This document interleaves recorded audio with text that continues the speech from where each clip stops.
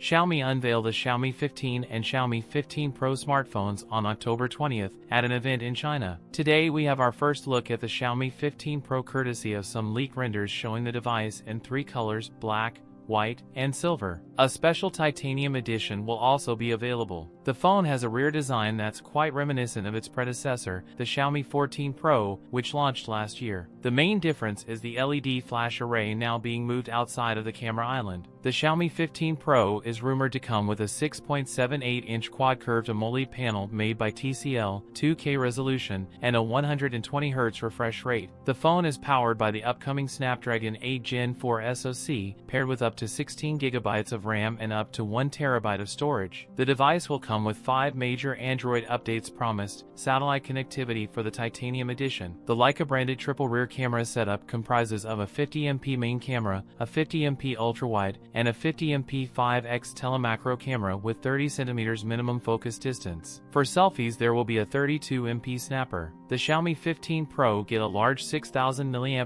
battery with 90W fast charging, 80W wireless, and 10W reverse wireless charging. That's it for today's video. If you enjoyed it, don't forget to like, comment, and subscribe for more content. Thanks for watching, and I'll see you in the next one.